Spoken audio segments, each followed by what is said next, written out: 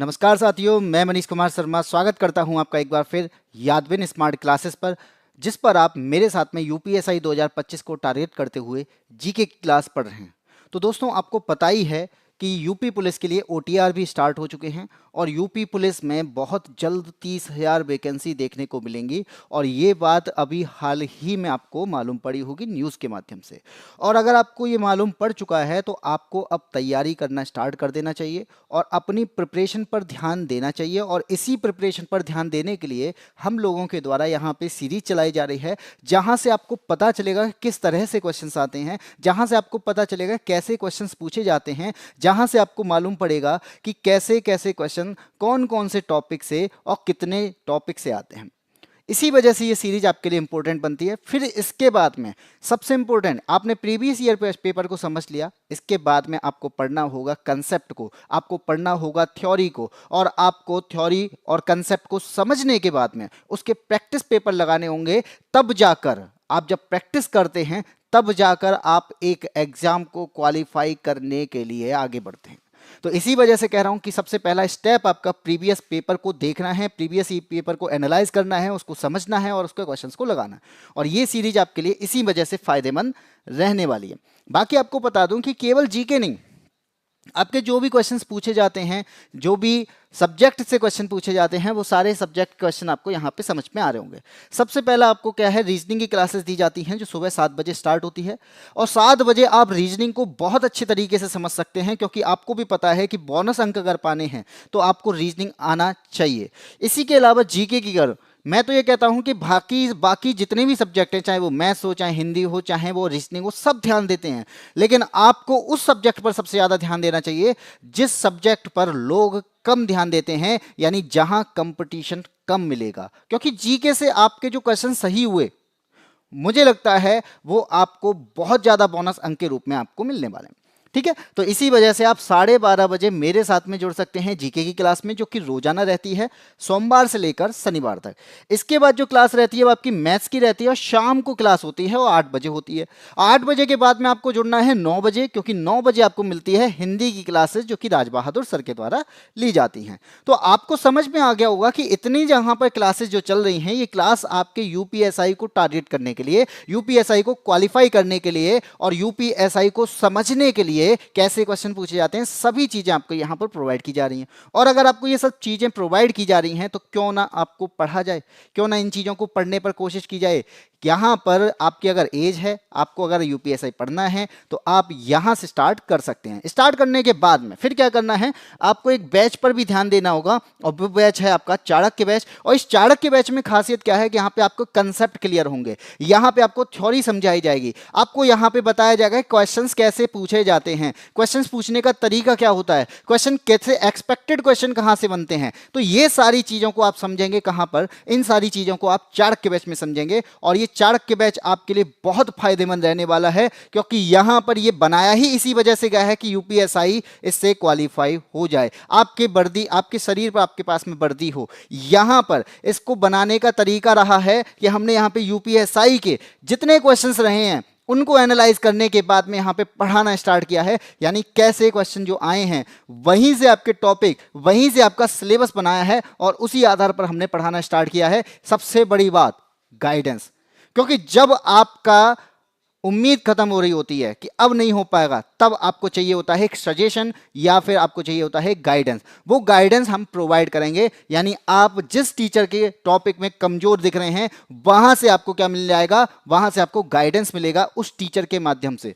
तो इसलिए भी ये बैच इंपॉर्टेंट बनता है। ठीक है, तो आप जल्दी करें क्योंकि इसकी सीटें भर जाएंगी। उसके बाद में आप कहेंगे कि भाई सर हमें यूपीएसआई का बैच चाहिए, तो उसके लिए हमें नया बनाना पड़ेगा और नया आपका टाइम लेगा। ठीक है, तो यहाँ पे आपकी एक बात बता दूं, कहाँ पे मिलेगा ये क्लास, ये आपको बाईएससी ऐप पर ये बैच मिलेगा। और बाईएससी ऐप पर सबसे पहले इस लोगो पे ध्यान देना है, लोगो के बाद आप रजिस्टर, फिर लॉगिन करेंगे और आपको वहाँ से पेड बैच मिल जाएंगे। वहाँ पर आपको बहुत सारी फ्री चीज़ें भी हम प्रोवाइड करते रहेंगे, जिससे आपकी चीज़ें आपको समझ में आती रहें। ठीक है, जो साथी मेरे साथ में जुड़ रहे हैं, चाहे वो एएसपी हो, गीता हो, और यहाँ पे निशांत हैं, गुरुजी टुंडला आ रहा हूँ 6 अगस्त को, तो बहुत अच्छी बात है, निशांत टुंडला आ रहे हैं 6 अगस्त को। और अगर वो 6 अगस्त को यहाँ आएंगे तो आपके सामने वो निशांत जो हैं यहाँ पर होंगे मेरे साथ में, और वहाँ पर आपको बच्चों से इंटरेक्ट कराया जाएगा कि किस तरह से आपसे तैयारी कर सकते हैं। बाकी आपको मैं बता दूं कि आप लोग भी सबसे पहले ये बताएं आपको ये क्लासेस पसंद आती हैं, क्योंकि आपकी जो सीरीज चल रही है ये क्लासेस आपको पसंद आ रही हैं। और अगर पसंद आ रही है तो कम से कम कमेंट बॉक्स में बता तो दिया करो कि हाँ सर हमें पसंद आ रही हैं। हमें ये तो पता चले कि जो बच्चा हमसे पढ़ रहा है उसमें इम्प्रूवमेंट हो रहा है या नहीं, या फिर उसके कुछ डाउट हैं। तो जल्दी से बताओ क्या ये क्लास आपको पसंद आ रही है, कमेंट बॉक्स में बताएं। और बाकी जो बच्चे जुड़े हैं हमारे साथ में वो लाइक भी करते रहें, जिससे हमें ये समझ में आए कि बच्चों को वास्तव में समझ में आ रही है, क्योंकि यही हमारे लिए मोटिवेशन है। जहां से अगर बच्चा यहाँ पे पढ़ रहा है और कम से कम जो हम पढ़ा रहे हैं उसे उतना तो समझ में आ रहा है, अगर उतने से क्वेश्चन पूछ लिया जाएगा तो बच्चा उसे छोड़ेगा नहीं। तो बताइए कैसी क्लासेस लग रही हैं हम लोग जो आपको पढ़ा रहे हैं। और जो साथी जुड़े हैं, पहली बार जुड़ रहे हैं, तो भाई जो भी साथी पहली बार जुड़े हैं या जो साथी अभी भी जुड़े हुए हैं तो वो सेशन को शेयर जरूर कर दें, क्योंकि शेयर करने के बाद में हम आगे पढ़ाई पर ध्यान देंगे और पढ़ाई पर फोकस करते रहेंगे, जिसके बाद में आपको केवल पढ़ाई पर ध्यान देना है, केवल आपको आंसर्स देने हैं। और हाँ, जैसे ही क्लास खत्म हो तो क्लास खत्म होने के बाद बताना है कि कितने क्वेश्चन मेरे सही हुए हैं। ठीक है, तो चलिए बताइए। हाँ जी बिल्कुल, एएसपी नाइस है, तो थैंक यू भाई। अगर आपको ये अच्छा लग रहा है, समझ में आता है, तो शेयर जरूर करिए करो। जो भी साथी हैं उनको कर दिया करो कि भाई ये क्लासेस हैं, ये आपके लिए इंपॉर्टेंट रहेंगी। चलिए स्टार्ट करते हैं। बाकी यहाँ पे हाँ जी आ सकते हैं गीता। अब स्टार्ट करते हैं आपकी क्लास। और इस क्लास में आपको सबसे पहले मैं बता दूं कि आपको कॉपी पेन लेके जरूर बैठना है, क्योंकि मैं जब यहाँ पे बताता हूँ तो बहुत सारी चीज़ें होती हैं जो मैं बोलते हुए निकल जाता हूँ, तो आप उनको नोट कर सकते हैं। भले ही ये पीडीएफ आपको मिल जाएगी, लेकिन पीडीएफ से ज़्यादा इंपॉर्टेंट होता है कि मुझे अपने हाथों से लिखा हुआ अगर नोट्स मिल जाए तो वो ज़्यादा बेटर है। तो आप अपने हाथों से लिखें, उसके बाद पीडीएफ को आपको यहाँ पे मिल ही जाएगी, क्योंकि वहाँ पे मैं उतना लिखता हूँ जितना यहाँ पे बोर्ड पे जरूरी है। बाकी बोलते उलते जो निकल जाता हूँ उनको भी नोट कर सकते हैं। ठीक है, फीलिंग स्टडी आ चुके हैं, राज फीलिंग आ चुके हैं भाई। इसी के साथ स्टार्ट करते हैं आपके क्वेश्चन नंबर 1। और 1 क्या कहता है, हमें क्या बताना है कि निम्नलिखित में से कौन से विटामिन को मानव शरीर में संश्लेषित किया जा सकता है। ठीक है, तो मानव शरीर में संश्लेषित का मतलब है कि हो ऐसा विटामिन बताना है जो मानव के शरीर में बनना स्टार्ट कर देता है। बताइए ऐसा कौन सा विटामिन है जो मानव के शरीर में ही बनता है। तो आप इसका आंसर क्या बताएंगे। आपको पता है विटामिन की बात करेंगे तो आपने विटामिन ए सुना होगा, विटामिन बी1 सुना है, बी2 सुना होगा, B3, B4, B5, B6, बी7, बी9, B12, इसके अलावा ई और के, ये आपने विटामिन सुने होंगे। अब आपसे मैं ये कहूं कि यहाँ पे इनमें से कौन सा विटामिन है जो हमारी बॉडी में बन रहा है। तो आपको मालूम है कि हमारी बॉडी में एक तो बनता है विटामिन डी। ठीक है, इसके लिए क्या कहा जाता है कि भाई आप सन की रेज में जाएंगे तो आपको आपके यहाँ पे बॉडी के अंदर विटामिन डी बनना यानी संश्लेषित होना, सिंथेसिस होना स्टार्ट हो जाता है, जिसके आपके बॉडी के अंदर क्या होता है, आपकी बॉडी के अंदर हड्डियां मजबूत होने लगती हैं। ठीक है, तो हड्डियों की मजबूती के लिए विटामिन डी का बोला जाता है। तो इसका मतलब क्या है, विटामिन डी कहीं से खा नहीं रहे, विटामिन डी हमें मिल रहा है क्योंकि बॉडी खुद बना रही है। इसके अलावा विटामिन डी तो ऑप्शन में नहीं है, फिर क्या बताएंगे। तो भाई इसका आंसर क्या हो जाएगा, तब आपका आंसर होगा विटामिन बी3, क्योंकि कुछ हद तक बॉडी नियासिन को बनाती है, कुछ हद तक विटामिन बी3 को बनाती है। बाकी आपके पास में जितने भी विटामिन है, ए, बी1, बी2, बी5, बी6, बी7, बी9, बी12 और विटामिन ई और विटामिन के, ये बॉडी संश्लेषित नहीं करती है। इस बात का आप ध्यान रखिएगा। केवल दो ही हैं, केवल दो, विटामिन डी जिसको पूरी तरीके से करती है और विटामिन बी3 कुछ हद तक इसको संश्लेषित करती है। तो ठीक है, यहां पे राधे कृष्णा भाई, चलिए हाँ जी बिल्कुल, ये भी बात सही है कि अपनी आईडी पे स्टेटस लगा दें व्हाट्सएप वगैरह पे, सही बात कह रहे हो। लेकिन मैं उम्मीद करता हूं कि आप लोग ये काम आप लोग करें। ठीक है, क्योंकि आप बच्चों से ही बच्चे आते हैं, ये बात याद रखना। टीचर के कहने से नहीं, बच्चों के कहने से बच्चा पढ़ने आता है। अगर कोई एक दोस्त है वो कहेगा कि हाँ यार यहाँ पे आते हैं, चल पढ़ते हैं, तो वो जल्दी सुन लेगा। और टीचर कहेगा अरे अपने फायदे के लिए कह रहे हैं ये लोग। इसलिए कहता हूं आप लोग लेके आ सकते हैं जितना ज़्यादा, उतना मैं इस भीटी को नहीं लेके आ सकता, क्योंकि मेरे कहने से लोग कहेंगे कि केवल अपने फायदे के लिए बोल रहा है। इसलिए मैं स्टेटस से ज़्यादा बेटर है कि आप स्टेटस लगाएं, आप लोगों को बोलें। ठीक है, चलिए क्वेश्चन नंबर 2 की बात करते हैं। आपको मालूम है कि जैसे आपने देखा होगा कि हमारे यहाँ सेंसस की जाती है, और सेंसस में हमने मोस्टली क्या सुना है कि भाई मानवों की जाती है, जो कि आप होने वाली है, 2011 में हुई थी। लेकिन उसके अलावा भी सेंसस होती हैं, ठीक है। सेंसस का मतलब है जनगणना, और जनगणना किस किस की होती है, तो आप देखेंगे टाइगर की भी होती है, आप देखेंगे कि ह्यूमन की भी होती है, इसके अलावा कृषि की भी होती है, और प्रत्येक 5 वर्षों के बाद कृषि संगणना होती है। तो यहां पे आपका आंसर क्या हो जाएगा, कृषि संगणना जो होती है 5 वर्षों के बाद होती है, हर 5 वर्ष के बाद होती है। और लेकिन आपने ये कहेंगे कि स्टार्ट भी तो हुआ होगा कभी, तो सबसे पहले जो कृषि जनगणना जो हुई थी वो कब हुई थी, वो 1971 के टाइम पे हुई थी। सबसे पहली कृषि जनगणना जो थी वो कब होती है, 1971 में। और कृषि सहकारिता और किसान कल्याण विभाग के द्वारा होती है, और इसमें आंकड़े बताए जाते हैं। किसके आंकड़े बताए जाते हैं, जैसे उसमें बताए जाते हैं कि कितने एससी वर्ग है, कितना एसटी वर्ग है, कितना ओबीसी वर्ग है, कितना यहाँ पे हिंदू समाज है, कितना आपका मुस्लिम समाज, इस सारी चीजों की बात की जाती है, ये आंकड़े दिए जाते हैं, ठीक है। ऐसे ही आंकड़े दिए जाते हैं खेत के लिए, खेत का आकार कितना है, खेत की भूमि कितना उपयोग में आती है, खेत कितना किराएदारी पे दिया जा चुका है, खेत में कितने फसल चक्र हैं, यानी जो फसलें होती हैं उनका फसल चक्र क्या क्या है, उर्वरक और कीटनाशक का इसमें कितना उपयोग किया जाता है, ये पूरा आंकड़ा दिया जाता है कृषि संगणना के अंतर्गत, ठीक है। तो कृषि जनगणना जो कि संयुक्त राष्ट्र के खाद्य और कृषि संगठन के द्वारा विकसित कृषि के कारण होती है, तो ये भारत में जो होती है वो 5 वर्षों की बात होती है, और अगर आप कहें यूएन के अकॉर्डिंग तो वहां पे 10 वर्षों की यानी दशक में होती है। तो बताइए कितनों ने आंसर दिया है।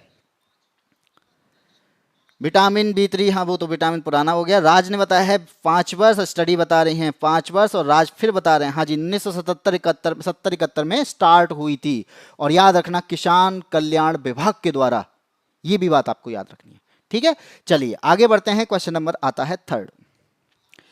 अब आपने एक बात नोटिस की होगी कि हम लोग भाई लोन लेते हैं बैंक से, बैंक से लोन लेते हैं।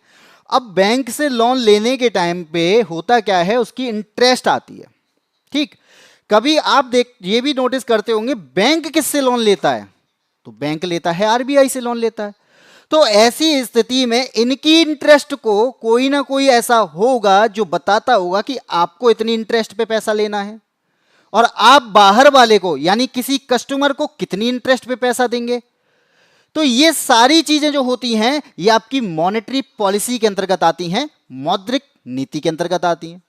अगर मौद्रिक नीति बनाई जा रही है तो उसके लिए क्या करना पड़ेगा, एक कमेटी बनानी पड़ेगी। यानी हम मॉनेटरी पॉलिसी बना रहे हैं, हम ब्याज दर के मानदंड को तय कर रहे हैं, तब हमें उसके लिए एक कमेटी बनानी पड़ेगी। तो यहां पर वही लिखा है आपका मौद्रिक नीति समिति, यानी MPC, मॉनेटरी पॉलिसी कमेटी। अब इसका कोई ना कोई अध्यक्ष भी होगा, तो बताइए इनमें से कौन है जो अध्यक्ष है। 3rd का आंसर बताए हैं निशांत ने सी, और इसके अलावा स्टडी लाइव गीता बता रही हैं सी।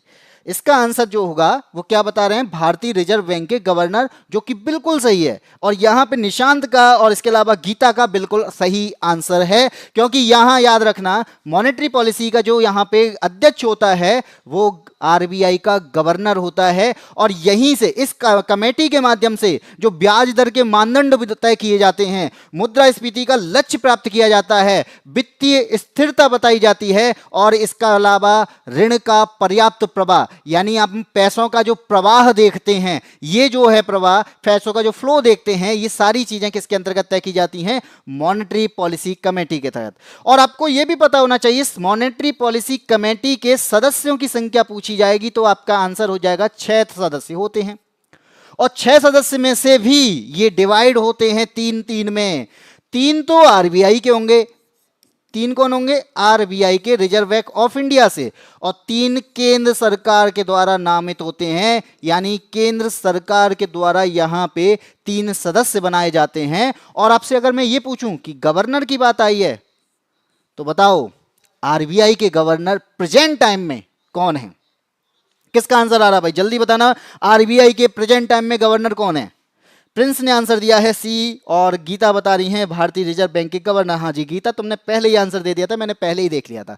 लेकिन अब आपको आंसर क्या देना है, आपको बताना है आरबीआई के गवर्नर प्रेजेंट टाइम में कौन है और कौन से नंबर के गवर्नर हैं, बताइए। निशांत का आंसर है संजय, इसके अलावा और किसी का आंसर, तो यहां पर केवल एक ने आंसर दिया है और बहुत सही आंसर दिया है, वेरी गुड निशांत। इसी के साथ में यहां पे आपको पता चल गया कि हमारे जो आरबीआई के गवर्नर हैं उनका नाम क्या है, उनका नाम है संजय मल्होत्रा। और ये संजय मल्होत्रा भाई कोई ना कोई नंबर के गवर्नर तो होंगे, तो कौन से नंबर के गवर्नर हैं, तब आपका आंसर होगा कि ये 26वें गवर्नर हैं, यानी 26 आरबीआई गवर्नर हैं। ठीक है, यहां से यही क्वेश्चंस बनते हैं। कैसे बनते हैं कि आरबीआई के प्रेजेंट गवर्नर कौन है, आरबीआई के प्रेजेंट गवर्नर हैं तो कौन से नंबर के गवर्नर हैं। इसके अलावा आरबीआई की जो मॉनेटरी पॉलिसी है तो वो किसके अंडर में रहती है, इसके अध्यक्ष कौन होते हैं, इसमें कितने सदस्य होते हैं और कितने सदस्य आरबीआई से होते हैं, कितने सदस्य केंद्र सरकार के द्वारा तय किए जाते हैं, ये करती क्या है। इसके अलावा आपने सुना होगा repo rate, reverse repo rate, SLR, CSR, ये सारी जो चीजें हैं ये किसके अंतर्गत आती हैं, यही मॉनेटरी पॉलिसी के अंतर्गत आती हैं। जो कौन तय करता है, ये मॉनेटरी पॉलिसी कमेटी तय करती है। ठीक है, चलिए आगे बढ़ते हैं, क्वेश्चन नंबर 4 पे आते हैं। अब आप बात कर रहे हैं यहां पे आदिवासी की। आपको पता है भाई, अभी बताया था मैंने, सेंसस होती है तो उसमें एससी कैंडिडेट पता चलते हैं, उसमें एसटी कैंडिडेट भी पता चलते हैं, यानी एसटी लोग भी पता चलते हैं। और जो एसटी हैं उन्हें कहा जाता है शेड्यूल्ड ट्राइब्स यानी आदिवासी।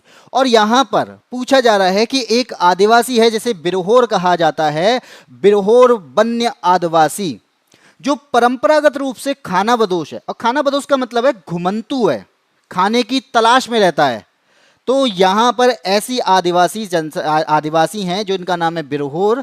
ये आदिवासी कैसे हैं, परंपरागत रूप से खानाबदोश यानी घूमने वाले या घुमंतू समुदाय हैं। ये कहां पाए जाते हैं, ये कहां सबसे ज्यादा आपको मिलते हैं, तो क्या आंसर होगा। फोर्थ का ए बताया है एसपी ने, निशांत भी बता रहे हैं एएसपी का आंसर है फिर से। तो जो लोग यहां पे ए के साथ हैं, तो यहां पे ए के साथ हैं, वो उनका आंसर बिल्कुल सही है, क्योंकि झारखंड में ये सबसे ज्यादा मिलते हैं। लेकिन केवल झारखंड में नहीं मिलते, फिर तो आपका आंसर बिहार भी होगा, फिर तो आपका आंसर छत्तीसगढ़ भी होगा, फिर तो आपका आंसर उड़ीसा भी होगा, पश्चिम बंगाल भी होगा। लेकिन पूछा क्या गया है, मुख्यतः आपको ये याद रखना है, जब ये वर्ड जुड़ जाए, मुख्यतः का मतलब है सबसे ज्यादा संख्या, यानी ये कहां से बिलोंग करते हैं, तब आपका आंसर क्या हो जाता है, झारखंड। लेकिन ये कहां कहां पाए जाते हैं, तो केवल एक ही जगह पे तो मिलेंगे नहीं। तो इसका मतलब है ये कुछ संख्या में बिहार में भी मिलते हैं, कुछ संख्या में छत्तीसगढ़ में भी मिलते हैं, कुछ संख्या में ये उड़ीसा में और कुछ संख्या में पश्चिम बंगाल में मिलते हैं। तो ये बात भी आपको याद रखनी है, मिलते कहां कहां पर हैं और मुख्यतः कहां मिलते हैं, दोनों क्वेश्चन अलग अलग बन जाते हैं। चलिए आगे बढ़ते हैं क्वेश्चन नंबर 5 पर। अब आप बात की जा रही है कर की, यानी टैक्स की। भाई आपको टैक्स तो देना पड़ेगा, अगर आप कोई भी चीज़ आप भारत के में रह रहे हैं और भारत में रह रहे हैं तो इनकम जो आपकी होगी, तो इनकम का एक क्राइटेरिया है कि इतनी इनकम होती है तो आपको टैक्स देना पड़ता है। ठीक है, तो ये बोला जा रहा है कि भारत में कर गणना के लिए आय को आय के कितने शीर्षों के तहत विभाजित किया गया है। यानी आप यहाँ पे देखेंगे इनकम जो होती है वो इनकम कितने पार्ट में डिवाइडेड है, ये बात पूछी जा रही है। और ये किस में बताया जाए, तो आप बताएंगे कि भाई हमारे पास में एक अधिनियम है जिसका नाम है आयकर अधिनियम, और इस आयकर अधिनियम के तहत यहाँ पर जो आयकर यानी इनकम जो होती है वो इनकम कितने पार्ट में डिवाइड की गई है, तो आप याद रखना ये 5 पार्ट में डिवाइड की गई है। इनकम को यहाँ पे कितने पार्ट में डिवाइड किया गया है, 5 पार्ट में डिवाइड किया गया। दिमाग में आएगा 5 पार्ट में कैसे, तो आपको पता है कि भाई आप कहीं पर होंगे तो आपको पास में क्या मिलेगी, सैलरी मिलेगी, आप कहीं पे जॉब करेंगे तो सैलरी मिलेगी, पहला पार्ट यही हो गया। ठीक है, अब मान लीजिए कि आपके पास में क्या है, घर की प्रॉपर्टी है, हाउस प्रॉपर्टी है। अब हाउस प्रॉपर्टी है तो भाई इसकी वजह से आप कहीं ना कहीं किराए पे रखते होंगे, और किराए पे अगर किसी को रखेंगे तो उससे भी तो इनकम ही हो गई। अगर आपके पास में कोई दुकान है तो दुकान किराए पे दे रहे हैं तो उससे भी तो आपको इनकम ही हो रही है, और अगर इनकम हो रही है तो ये इनकम वाले पार्ट में आएगा। यहां पर करदाता की कमाई में 5वीं पद में आता है। ठीक है, इसके अलावा 2 हो गई, तीसरी कौन सी है, तो यहां पर मान लीजिए कि आपने क्या किया, कोई चीज खरीदी, जैसे शेयर खरीद लिया। अब शेयर खरीदा तो भाई बेचोगे भी, और जब बेचे तो उसके बाद में क्या हुआ, आपको प्रॉफिट हुआ। प्रॉफिट हुआ एक प्रकार की इनकम है, तो हम यहां पे क्या कह सकते हैं, यानी जो कैपिटल गेन होती है, ये भी क्या है, ये भी आपकी इनकम ही है। इसको ये मत कहना कि हमने तो शेयर खरीदे थे बेचे थे, लेकिन ये इनकम ही है, इस पर भी टैक्स लिया जाता है। ठीक है, अब आप देखेंगे कि आप करते हैं बिजनेस।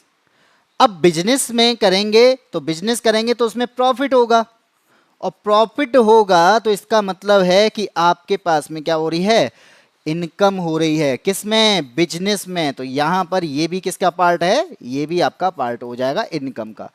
इसके अलावा भाई चार हो गए, पांचवा लास्ट पार्ट कौन सा बचा। अब इनकम का मतलब है भाई, इनकम का मतलब है कि आप किसी भी सोर्स से, कोई भी सोर्स हो, आप वहां से इनकम ले रहे हैं तो इसका मतलब उस इनकम में ही आएगा। और अगर ये टैक्स के क्राइटेरिया को पार कर देगा तो आप पे टैक्स लिया जा सकता है। इसलिए इसका आंसर क्या हो जाएगा, ऑप्शन नंबर बी। यानी 5 मद होते हैं, 5 सब्जेक्ट हैं या 5 पार्ट होते हैं। इनकम को इतने पार्ट में डिवाइड किया गया है। बताओ कितने लोगों का यहाँ पे सही है, कितने लोगों का। निशांत का आंसर सही है, गीता का आंसर सही है, एएसपी ने बताया है ए, और फीलिंग राज ने बताया है ए ऑप्शन यानी बी ऑप्शन। तो केवल एएसपी का गलत है भाई, एएसपी 3 नहीं है, 5 है। ठीक है, और वो 5 कौन कौन से हैं ये मैंने केवल आपको यहां पे समझाने के पर्पज से बता दिया कि आयकर अधिनियम में ये 5 पार्ट की इनकम को माना जाता है। अब इनकम का इस वाले पार्ट में तो सारी चीजें आ गई, खरीदो बेचो कुछ भी करो, आपके पास में इनकम हो रही है, मतलब आप अगर क्राइटेरिया पार करेंगे तो आप पे टैक्स लगेगा। ओके, चलिए आगे बढ़ते हैं, क्वेश्चन नंबर 6 पे आते हैं। आपको पता है भैया, हमारे यहाँ पे आंदोलन चलते रहते हैं, और आंदोलन चलते हैं तो फेमस भी होते हैं। कोई ना कोई किसी ना किसी वजह से, किसी ना किसी नाम से, या किसी वजह, जिस वजह से वो आंदोलन हो रहा है वो उससे फेमस होते हैं। अब हाल ही में बात करें तो भाई हमारा आंदोलन चल रहा है एसएससी प्रोटेस्ट के लिए, और एसएससी प्रोटेस्ट के नाम से जो आंदोलन चल रहा है उसके लिए हम यहाँ पर सरकार के खिलाफ बोल रहे हैं। यानी एक प्रकार से कह सकते हैं सरकार या सिस्टम वर्सेस स्टूडेंट का एक आपका प्रोटेस्ट चल रहा है, जिसमें बहुत सारी जो उनकी कमियां हैं वो सारी कमियों के लिए हम प्रोटेस्ट कर रहे हैं। कहां पर, दिल्ली में। ठीक है, तो ये जो है एक प्रकार से प्रोटेस्ट जो चलते हैं, जितने भी प्रोटेस्ट चलते हैं वो प्रोटेस्ट आपके किसी ना किसी नाम से फेमस होते हैं। जैसे मैंने बोला एसएससी प्रोटेस्ट, तो ऐसे ही एक प्रोटेस्ट हुआ था 1946 के टाइम पे, और 1946 के टाइम पे ये हो रहा था कहां पर, यही पूछा गया है, और उस प्रोटेस्ट का नाम क्या था, तेभागा आंदोलन। क्या नाम था, तेभागा। अब तेभागा का मतलब क्या है भाई, तेभागा का मतलब अगर आपसे पूछ लिया जाए तब आप क्या आंसर दोगे। तेभागा का मतलब है तिहाई भाग। तेभागा का मतलब क्या है, तिहाई भाग, और तिहाई भाग के लिए आंदोलन चल रहा था। इसका मतलब है कि ये क्या था, किसान आंदोलन है, और किसान आंदोलन है तो इसका मतलब क्या है, इसमें लगान जो देते थे, इसमें जो टैक्स देते थे, उसमें क्या होगा, इसमें तिहाई भाग की बात की जा रही है। इतनी बात समझ में आ गई। और अब बताइए, अखिल भारतीय किसान सभा के नेतृत्व में एक किसान आंदोलन चलाया था 1946 और 47 के टाइम पे। यहां पे क्या था, किसान के लगान की दर को कम करना था। क्या करना था, जो लगान दिया जाता था किसान के द्वारा उस दर को कम करना था। जैसे उस उपज का 1/3 हिस्सा किसको मिले, अगर कोई उपज है उस उपज का 1/3 हिस्सा ये आपके लगान का दर हो। ठीक है, इसी वजह से क्या होना है, यहाँ पे जमींदार के खिलाफ यहाँ पे विरोध प्रदर्शन किया गया, जिसे हमने तेभागा के नाम से जाना। और ये कहाँ पे हुआ था, तो बंगाल प्रेसिडेंसी में हुआ था, या फिर कह सकते हैं बंगाल में हुआ था 1946 के टाइम पे। बताइए, बिल्कुल सही आंसर दिया है, बंगाल बंगाल बंगाल। और जिनका आंसर बंगाल है बहुत अच्छी। क्वेश्चन पूरा दिखाई नहीं देते हैं, ओ 1 मिनट रुकिए, 1 मिनट रुकिएगा, ठीक है।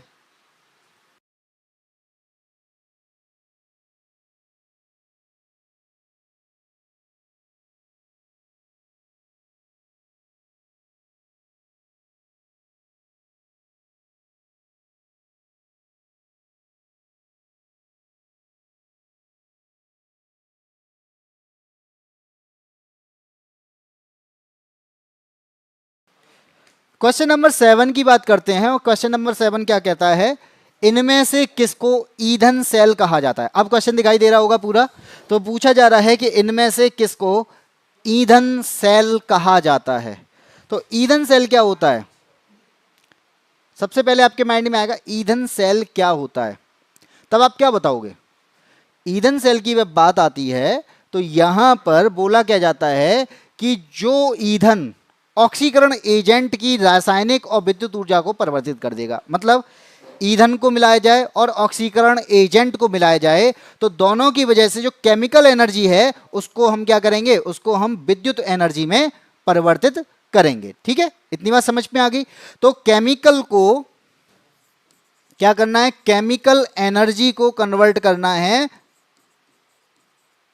इलेक्ट्रिक एनर्जी में, और केमिकल एनर्जी को इलेक्ट्रिक एनर्जी में कन्वर्ट करने के लिए क्या करना पड़ेगा, फ्यूल और ऑक्सीकरण एजेंट यानी ऑक्सीडेशन एजेंट के बीच में क्या करानी पड़ेगी, रिएक्शन करानी पड़ेगी, और यहां पे क्या हो जाएंगे, ये कन्वर्ट हो जाएंगे, और इसी को क्या कहा जाएगा, इलेक्ट्रॉनिक सेल कहा जाएगा, ईंधन सेल कहा जाएगा।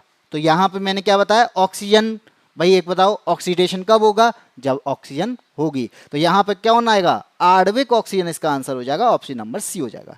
ठीक है, तो ऑक्सीकरण एजेंट के रूप में आणविक ऑक्सीजन को इस्तेमाल किया जाता है। और अंतरिक्ष यात्री आपने देखेंगे, आपने कहा होगा अंतरिक्ष यात्री जो जाते हैं अब पेयजल के रूप में क्या करेंगे, तो पेयजल के रूप में यहां पे इसी प्रकार से उपयोग करते हैं ईंधन सेल के द्वारा। ठीक है, तो क्वेश्चन नंबर 7 का आंसर हो जाएगा ऑप्शन नंबर सी। बताइए।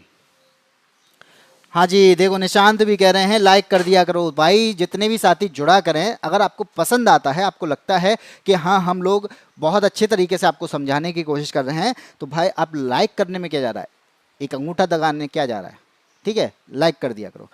इसके बाद आते हैं क्वेश्चन नंबर 8 पर। क्वेश्चन नंबर 8 क्या कहता है, आपको पता है भारत और म्यांमार के बीच में एक प्रोजेक्ट बनाया जा रहा है जिसका नाम है कलादान मल्टी मॉडल प्रोजेक्ट।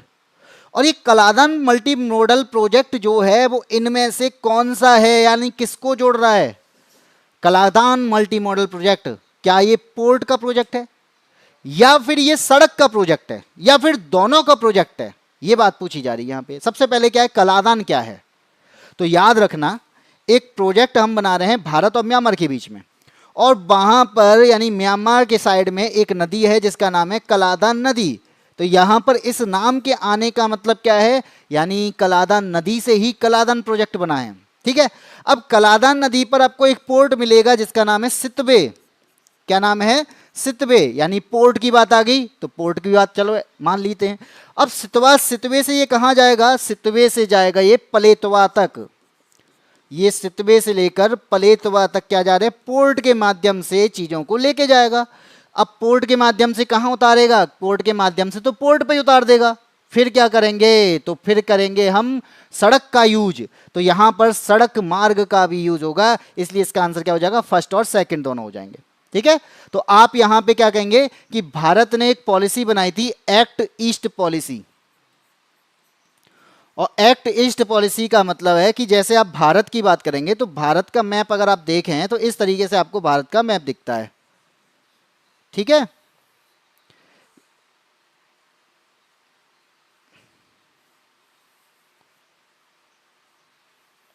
ठीक है, ये भारत का मैप है। अब इस भारत के मैप की बात करेंगे तो आप यहाँ पे देख पा रहे होंगे कि हमारे पास में ज़्यादातर जो प्रोसेस जो रहती हैं वो यहाँ पर हमारी चीज़ें रहती हैं, यानी हम ईस्ट के पार्ट को जोड़ देंगे, तो ईस्ट के पार्ट को जोड़ने के लिए हमारे पास में जो रास्ता है वो ये रास्ता है जो आपका क्या है 22 किलोमीटर चौड़ा है। हम यहाँ से चीज़ों को यहाँ पे पहुँचाएंगे।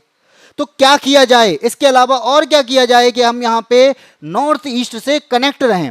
मान लीजिए कोई देश इस पर आक्रमण कर दे, तो ऐसी स्थिति में हमारा नॉर्थ ईस्ट से कनेक्शन खत्म ना हो, तो उसके लिए हम क्या करते हैं, एक्ट ईस्ट पॉलिसी लेके आए। और एक्ट ईस्ट पॉलिसी का मतलब क्या है, हम समुद्र के माध्यम से यहाँ पे क्या है बे ऑफ बंगाल, और बे ऑफ बंगाल में समुद्र के माध्यम से कलकत्ता पोर्ट से जाएंगे और सितवे पोर्ट तक जाएंगे, और सितवे से हम कहाँ जाएंगे, पलेतवा तक जाएंगे, और पलेतवा के बाद यहाँ पे हम अपने पूरे नॉर्थ ईस्ट में रिसोर्सेस को पहुँचाएंगे, जो भी चीज़ें होंगी वो रिसोर्सेस को पहुँचाएंगे। और यहाँ पर इन दोनों की वजह से भारत के लिए 700 किलोमीटर का मार्ग कम हो जाएगा, यानी हमारे पास में 700 किलोमीटर मार्ग भी कम हो जाएगा अगर हम इस माध्यम से जाते हैं। लेकिन हम इससे जाते थे तो क्या होगा, यहां से ये दूरी बढ़ जाती है, 700 किलोमीटर ज्यादा हो जाती है। ठीक है, तो इसी वजह से हम कह रहे हैं हम लोग यहाँ पे कलादान नदी के माध्यम से या कलादान प्रोजेक्ट के माध्यम से भारत के नॉर्थ ईस्ट के पार्ट को जोड़े रखने के लिए या रिसोर्सेज को पहुंचाने के लिए हम बहुत सारी चीजें करते हैं। कभी बांग्लादेश के माध्यम से, ट्रेन के माध्यम से चीजों को पहुंचाते हैं, तो कभी हम यहां पर सितवे के माध्यम से यानी म्यांमार के माध्यम से चीजों को पहुंचाते हैं। इसके अलावा सिलीगुड़ी कॉरिडोर, जिसे भारत की चिकन नेक बोल दिया जाता है, तो यहां से भी हम अपनी चीजों को पहुंचाते हैं। तो इन चीजों से क्या समझ में आ रहा है कि हम नॉर्थ ईस्ट के साथ में कनेक्टिविटी बनाए रखना चाहते हैं। इसी वजह से भारत की एक्ट ईस्ट पॉलिसी आई थी और उसी के तहत यह काम किया जा रहा है। इतनी बात समझ में आई? चलें आगे, क्वेश्चन नंबर आता है 9। अब 9 क्वेश्चन क्या कहता है, आप यहां पे देखेंगे, हमारी क्या है, एक राष्ट्र पार्टी थी जिसका नाम था युगांतर। एक पार्टी है जिसका नाम है युगांतर पार्टी। अब युगांतर पार्टी बनाई कब गई? 1906 में। इतना तो क्वेश्चन नहीं बता दिया। अब बुक पूछ क्या रहा है कि इनमें से कौन जो है ना इस पार्टी का सदस्य नहीं रहा है, तो आप क्या बताओगे? तो भाई एक पार्टी है युगांतर पार्टी, जब ये शुरू हुई थी, इसकी स्थापना हुई थी 1906 में। अब 1906 में जब इसकी स्थापना की गई थी तो उस टाइम पे अरविंदो घोष के द्वारा इसकी स्थापना की गई और अमरेंद्र चटर्जी के द्वारा इसकी स्थापना की जाती है। और कुछ टाइम बाद यहाँ पे सूर्य सेन भी ऐड हो जाते हैं, लेकिन दादा भाई नौरोजी ये इसमें कभी भी जाते नहीं हैं, कभी भी ऐड नहीं होते हैं, ना ही ये कभी सदस्य बनते हैं। ठीक है, तो दादा भाई नौरोजी का युगांतर पार्टी से कोई भी संबंध नहीं है। ये वही दादा भाई नौरोजी हैं जिन्हें क्या बोला जाता है? ग्रैंड ओल्ड मैन कहा जाता है। इन्हें क्या कहा जाता है? Grand old man of India कहा जाता है। इसी नाम से ये क्या हैं? ये फेमस हैं। इसके अलावा ये कांग्रेस के नेता भी रहे हैं, तो यहां पर युगांतर पार्टी से इनका संबंध नहीं है, लेकिन कांग्रेस के नेता रहे हैं और इन्होंने अध्यक्षता की है 1886 में, कांग्रेस के अध्यक्ष। इसके अलावा एक अधिवेशन 1893 में हुआ, उस टाइम पे अध्यक्ष। इसके अलावा 1906 में आप युगांतर पार्टी की स्थापना करते हैं, लेकिन 1906 में दादा भाई नौरोजी कलकत्ता अधिवेशन की अध्यक्षता करते हैं। तो इसका मतलब क्या है कि इनके बार 3 बार अध्यक्षता की गई है और कांग्रेस के प्रमुख नेता के रूप में ये उभरे और इन्हें ग्रैंड ओल्ड मैन के नाम से भी जाना जाता है, लेकिन इनका युगांतर पार्टी से कोई भी संबंध नहीं है। और 1906 में जब युगांतर पार्टी की शुरुआत हो रही थी तो उस टाइम पे क्या था? दादा भाई नौरोजी 1906 में कलकत्ता अधिवेशन की अध्यक्षता कर रहे थे। तो सीधा सीधा संबंध इनसे नहीं निकल के आता है। तो आपका आंसर क्या हो जाएगा? कितने लोगों का सही है? राज ने तो डिलीट ही कर लिए, कोई बात नहीं है। राज का बता रहे हैं दादा भाई बिल्कुल सही है। गीता बता रही हैं 3 बार इन्होंने, हाँ जी बिल्कुल सही है, क्यों डिलीट कर लेते हो? 3 बार है तो सही। पता नहीं है एएसपी को, तो एएसपी को हमने बता भी दिया है। चलिए आगे बढ़ते हैं, क्वेश्चन नंबर आता है 10। आपको पता है कि हमारे भारत में इमरजेंसी लगा दी जाती है। अब इमरजेंसी लगा तो दी जाती है, उसके बाद क्या होता है? उसके बाद में आपके जो मौलिक अधिकार हैं, उन मौलिक अधिकारों का क्या होता है? वो मौलिक अधिकार कुछ निलंबित हो जाते हैं। अब पूछा क्या जा रहा है कि 1976 में हमारे यहाँ पे नेशनल इमरजेंसी लगा दी गई थी। अब नेशनल इमरजेंसी के दौरान भारत के संविधान का अध्ययन करने की जिम्मेदारी जिस समिति को सौंपी गई, उसका अध्यक्ष कौन था? आपको अगर मैं बताऊं 1976 की बात की जा रही है और 1976 में एक आपका क्या हुआ था? एक संविधान में संशोधन हुआ था जिसे हम कहते हैं 42वां संशोधन। ये 42वां संशोधन जो था वो कब हुआ था? 1976 में हुआ था। आप खुद सोचो, 1976 में 42वां संशोधन है, उस टाइम पे इमरजेंसी लगी हुई है और उस टाइम पे संविधान का अध्ययन करने के लिए कमेटी भी बनाई गई है। तो इनकी किसकी कमेटी की सिफारिश पर? इसी कमेटी की सिफारिश पर यह संशोधन होता है। और यहां पर इतना ज्यादा संशोधन इसके अंदर होता है कि यहां इसे मिनी कॉन्स्टिट्यूशन की भी संज्ञा दे दी जाती है। यानी यहां बहुत सारे कानूनों में फेरबदल होता है, बहुत सारे कानूनों में यहाँ पे संशोधन किया जाता है, कुछ चीज़ें ऐड की जाती हैं, कुछ चीज़ों को हटाया जाता है और इसी वजह से इसे मिनी संविधान के नाम से जाना जाता है, मिनी कॉन्स्टिट्यूशन के नाम से जाना जाता है। ठीक है, लेकिन आपको ये नहीं पता होगा कि इस टाइम पे कोई जो कमेटी बनाई गई थी उसका अध्यक्ष कौन था। तो बताइए आपका आंसर क्या है। आंसर राज ने बताया है, सरदार स्वर्ण सिंह और निशांत बता रहे हैं बी, गीता बता रही हैं बी के कृष्णा मेनन, और सी बताया है एएसपी ने। तो आपको पता होना चाहिए। चलो मैं बता देता हूं। 1976 में जब नेशनल इमरजेंसी का टाइम था, उस टाइम पे भारतीय संविधान का अध्ययन करने की बात करती हैं इंदिरा गांधी। और जब वो बात करती हैं तो क्या होता है, तो उस टाइम पे क्या किया जाता है, एक कमेटी का अध्ययन, कमेटी गठित की जाती है। कमेटी क्यों गठित की जाती है कि वो संविधान को समझे, वो संविधान को जाने और इसमें क्या बदलाव किए जा सकते हैं, क्या क्या चीजें ऐड की जा सकती हैं और इसमें क्या क्या चाहिए, वो सारी चीजों के लिए एक सिफारिश की जाती है। किसकी? एक कमेटी की। और वो कमेटी जो बनाई जाती है वो सरदार स्वर्ण सिंह की अध्यक्षता में बनाई जाती है, इसलिए इसे सरदार स्वर्ण सिंह कमेटी भी कहा जाता है। इन्होंने क्या किया, संविधान को समझा और समझने के बाद में संशोधन की गुजारिश की, या फिर कह सकते हैं सिफारिश की। क्या किया, 42वां संशोधन करना पड़ेगा। क्या करना पड़ेगा, इसमें ना बहुत सारी चीजें ऐड करनी पड़ेंगी। क्या करना पड़ेगा, तो इसमें इन्होंने प्रस्तावना में ऐड कुछ चेंजेस करवा दिए। इसके अलावा इन्होंने नया भाग जुड़वा दिया। नया भाग जुड़वाने के अलावा इन्होंने मौलिक कर्तव्य शामिल करा दिए। तो मौलिक कर्तव्य शामिल कराने का श्रेय जो दिया जाता है वो कौन किसको दिया जाता है, सरदार स्वर्ण सिंह की कमेटी को दिया जाता है। इसलिए इसका आंसर क्या हो जाएगा, ऑप्शन नंबर सी हो जाएगा। त्रिशा नमस्ते, बहुत लेट आए हो, कम से कम आधी क्लास आपकी निकल चुकी है, तो आप बहुत ज्यादा लेट हो। चलो आगे बढ़ते हैं। लेकिन अब आए हो तो सबसे पहले ना शेयर कर देना, जितने भी साथी हैं जो पढ़ना चाहते हैं, यूपीएसआई को पास करना चाहते हैं, क्वालिफाई करना चाहते हैं, जीके को समझना चाहते हैं, या वो केवल जीके नॉलेज के लिए पढ़ रहे हैं, तो आप उनको भी शेयर कर सकते हैं। ठीक है, चलिए क्वेश्चन नंबर 11 की बात करते हैं। अब इमरजेंसी की बात हो रही है। अब इमरजेंसी की जो बात की जा रही है, तो इमरजेंसी घोषित करने का अधिकार कौन रखता है, राष्ट्रपति रखते हैं, सभी जानते हैं। तो यहां पर बोला जा रहा है कि राष्ट्रपति के द्वारा घोषित आपातकाल की स्थिति कितने दिनों के बाद समाप्त हो जाती है यदि सत्र के चलते उसे संसद के दोनों सदनों द्वारा अनुमोदन प्राप्त नहीं होता है। तो आपने बोला है यहां पे नेशनल इमरजेंसी की बात की जा रही है, घोषणा की जाती है। अब घोषणा के बाद दोनों सदन जो कि आपके लोकसभा हैं और राज्यसभा हैं, इनमें क्या दिया जाता है, अनुमोदन दिया जाता है।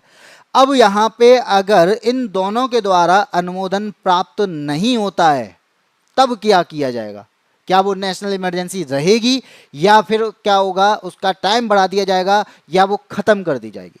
तो आपके पास में ना चार ऑप्शन दिए गए, इन चार ऑप्शन में आप आंसर दीजिए। तब तक मैं बताता हूं कि जो इमरजेंसी है यानी आपातकाल है, ये कितने आपातकाल हैं हमारे संविधान में। तो आपातकाल की संज्ञा जो दी गई है, यानी संख्या जो है वो 3 है। पहली संख्या यानी हमारे पास में एक आपातकाल जो कि आपका नेशनल इमरजेंसी के नाम से जाना जाता है, उसे कहते हैं राष्ट्रीय आपातकाल। यानी जब कभी युद्ध हो जाए, युद्ध होने के साथ साथ यहाँ पे क्या हो जाए, जैसे अब बाहरी देश के द्वारा आक्रमण किया जाए, तब जो आपातकाल लगाया जाता है वो आपका राष्ट्रीय आपातकाल है। अब क्या हो गया कि मान लीजिए राज्य की सरकार अच्छा काम नहीं कर रही है, या वहाँ पे बहुत ज़्यादा हनन हो रहा है, उस स्थिति में राज्य में हमने क्या कर दिया, आपातकाल लगा दिया, तो उसे हम राज्य आपातकाल कहते हैं। अब मान लीजिए और क्या, वित्तीय यानी फाइनेंस की वजह से क्या आ जाए, इमरजेंसी आ जाए, तो हम उसे वित्तीय आपातकाल की संज्ञा देते हैं। तब यहाँ पे हमारे पास में 3 आपातकाल लगाए जाते हैं। अब इनके आर्टिकल भी होंगे, संविधान में है तो आर्टिकल भी होंगे। तो एक आर्टिकल है 352 जहां पे नेशनल इमरजेंसी की बात की जाती है। ऐसा ही एक आर्टिकल है 356 जहां पे क्या बात की जाती है, राज्य में जो आपातकाल लगाया जाता है, राज्य में जो राष्ट्रपति शासन लगाया जाता है, वो आर्टिकल 356 के तहत लगाया जाता है। और वित्तीय आपातकाल की बात की जाएगी तो आर्टिकल 360 के तहत यहां पे वित्तीय आपातकाल लगाया जाता है। इन तीनों चीजों को समझेंगे तो एक बात याद रखना कि भारत में राष्ट्रीय आपातकाल लग चुका है, राज्य आपातकाल लग चुका है, लेकिन आज तक वित्तीय आपातकाल नहीं लगा है। ठीक है, अब मैं यहां पे बात करूं कि ये बात क्या है, तो आप देखेंगे कि आर्टिकल 352 के तहत हमने क्या कर दिया, हमने राष्ट्रीय आपातकाल की घोषणा कर दी। फिर क्या होगा, तो ये कहां जाएंगे, लोकसभा और राज्यसभा में। वहां पे दोनों सदनों के द्वारा इसका अनुमोदन दिया जाएगा, और जो अनुमोदन है वो 1 महीने के अंदर होना आवश्यक है।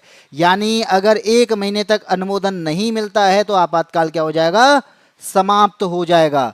अगर अनुमोदन मिल जाएगा तो इसका मतलब है आपातकाल कितने महीने और रहेगा? 6 महीने और रहेगा। ये बात आप याद रखिएगा, ठीक है।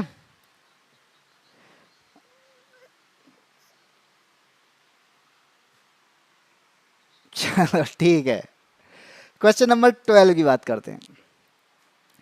अब आपको एक बात मालूम है, एक हमारा पड़ोसी देश है और एक पड़ोसी देश है जिसका नाम है पाकिस्तान।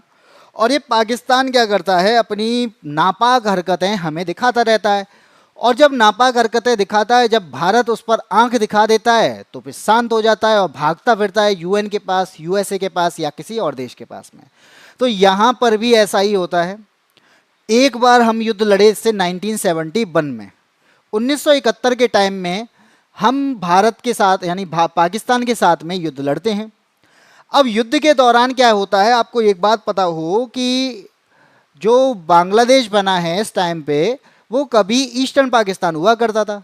अब ईस्टर्न पाकिस्तान था, उनके अंदर क्या हुआ, विद्रोह पैदा हुआ। विद्रोह पैदा होने के बाद में कुछ लोग हमारी सेना जो हमारे देश में आने लग गए। तो जब भारत ने इस चीज़ों को देखा तो उनको बोला कि आप जाके खुद लड़ो। तो उन्हें लड़ना सिखाया भारत ने, वो जाके लड़े भी। और उसके बाद इस चीज़ का पता चलता है पाकिस्तान को, फिर क्या करता है वो भारत पे हमला कर देता है। और भारत पर जैसे ही हमला किया जाता है तो भारत हो जाता है एक्टिव। तो यहां पर क्या करता है, भारत युद्ध के दौरान पाकिस्तानी बंदरगाह, सबसे पहले कराची बंदरगाह को तबाह करता है, ठीक है। तो कराची बंदरगाह को तबाह करने के लिए भारत ने 2 ऑपरेशन चलाए थे। तो यहां पे ये बात याद रखना कि भारत ने 2 ऑपरेशन चलाए थे, जिसमें से किसके द्वारा चलाए गए थे, इंडियन नेवी के द्वारा। और इंडियन नेवी के द्वारा कराची पोर्ट को तबाह कर दिया गया था, जिसमें से पहला ऑपरेशन था जो 4 दिसंबर को चलाया गया था, और जिसे वे कराची बंदरगाह और इसके अलावा जहाजों को नुकसान पहुंचा था। और इसका नाम क्या था, ऑपरेशन ट्राइडेंट। एक ऑपरेशन क्या था, ट्राइडेंट था, जिसमें हमने कराची बंदरगाह को तबाह तो कर दिया था वहां पर। इसके बाद में फिर क्या होता है, फिर भी नहीं मानता, तो हम क्या करते हैं, एक दूसरा ऑपरेशन चलाते हैं 8 तारीख को, जिसका नाम है पाइथन। तो भारत ने 2 ऑपरेशन चलाए थे, ऑपरेशन ट्राइडेंट और ऑपरेशन पाइथन, यानी ऑप्शन नंबर बी यहां पे सही हो जाएगा।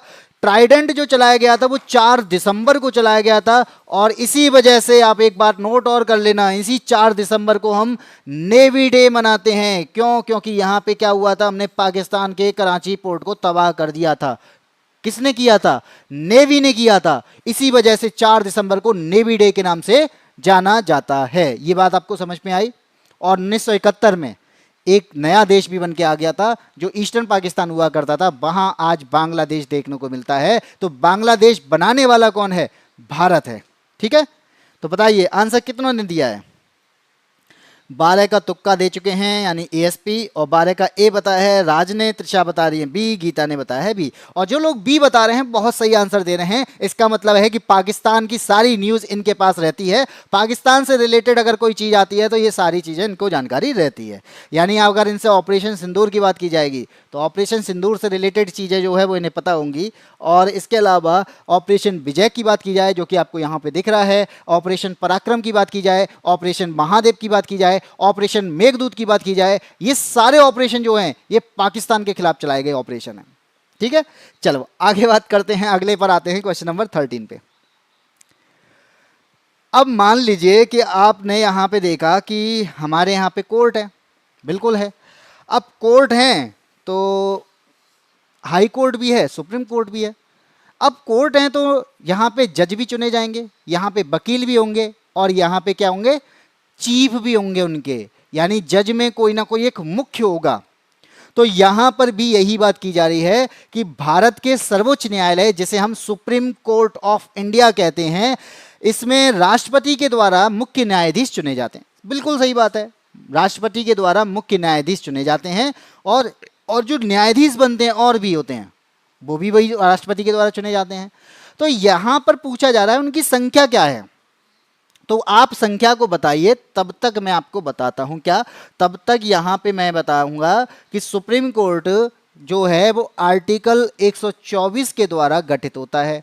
आर्टिकल 124 की क्या कहता है, भारत में एक सुप्रीम कोर्ट होगा, और सुप्रीम कोर्ट होगा तो यहां पर सुप्रीम कोर्ट से रिलेटेड आर्टिकल भी होंगे। तो ये बात याद रखना कि आर्टिकल की संख्या पूछी जाए तो 124 से लेकर 147 तक किसकी बात की जाती है? सुप्रीम कोर्ट की बात की जाती है। इतना पता चल गया।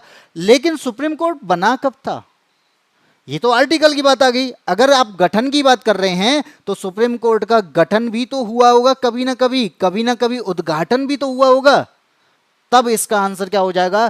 तब आप बताइएगा कि 1950 का टाइम था और जनवरी का टाइम और जनवरी की तारीख थी कौन सी?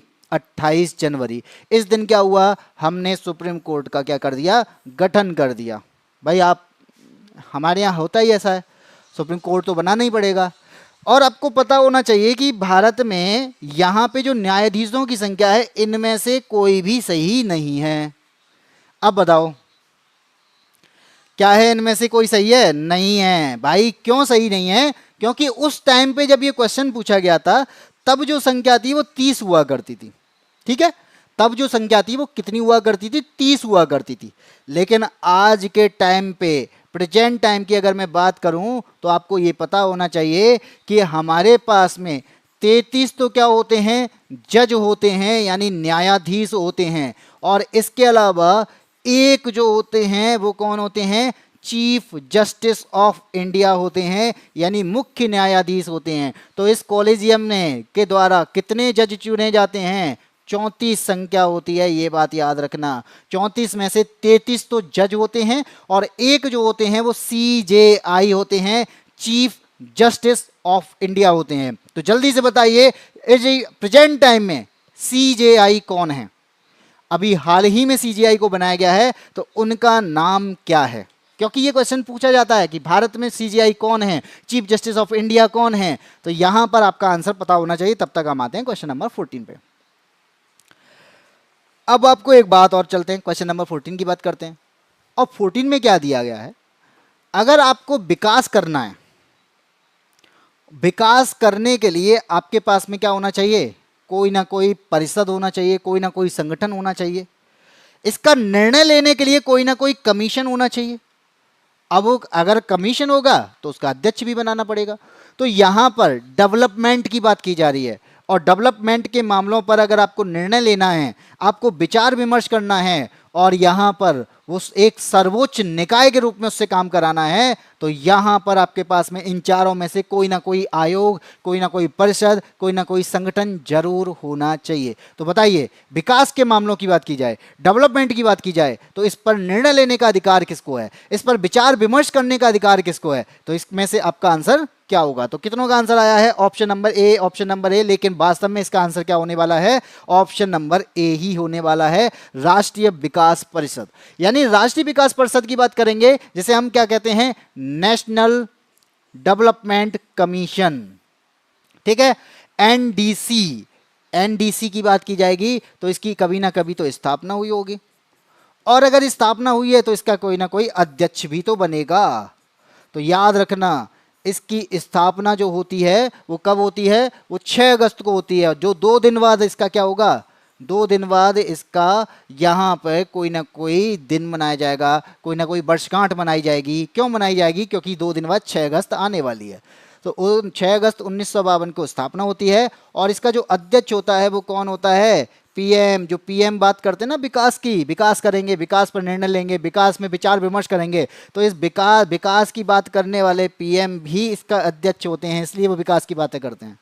ठीक है, गीता का आंसर है बिल्कुल सही है। त्रिषा ए बता रही हैं, गीता ने बताया ए, प्रिंस ने बताया ए और त्रिषा ने आंसर दिया है, बिल्कुल सही आंसर दिया है। यानी chief justice of India present time में कौन है? BR गवई हैं, ये भी आपको पता होना चाहिए। तो BR गवई भारत के कौन है? मुख्य न्यायाधीश हैं। और आपको मालूम होना चाहिए कि ये एक हैं और 33 जो होते हैं वो जज होते हैं, जो मैं आपको बता चुका हूं। चलिए आगे बढ़ते हैं, क्वेश्चन नंबर 15। सामने आपको दिखाई दे रहा होगा साइन, और ये साइन यातायात के लिए बहुत जरूरी होते हैं। और आपको पता होना चाहिए भाई, इस पे एक बात याद रखना कि कोई पार्टी का कमेंट मत कर देना, ये किसी पार्टी का चिन्ह नहीं है, ये यातायात का चिन्ह है। ठीक है, तो यहाँ पे इस पार्टी के यहाँ पे सदस्य हो सकते हैं, और इस पार्टी के यहाँ पे अगर सदस्य हैं तो भाई केवल आपको इसका बस बताना है कि ये किसका साइन है, ठीक है, यातायात के नियमों के अकॉर्डिंग।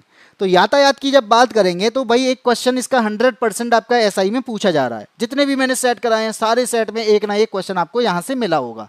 तो यहाँ पर ही बोला गया है कि जो छवि है ना, ये चित्र है ना, ये किसकी बात करता है? तो ऑप्शन आपके सामने 4 हैं। ये क्या पार्किंग की बात कर रहा है, या फिर ये कहता है कि साइकिल नहीं आ पाएगी यहाँ पे, या फिर कहते हैं साइकिल तो वैसे भी नहीं आ रही है, बीजेपी चल रही है जहाँ जहाँ देखो, या फिर कहता है केवल साइकिल की बात कर रहा है, या ऑप्शन नंबर डी कहता है हरित क्षेत्र का तो कोई मतलब ही नहीं बनता। बताइए राष्ट्रीय क्या है? गलत। गीता तुम हिंदी में टाइप कैसे कर लेती हो?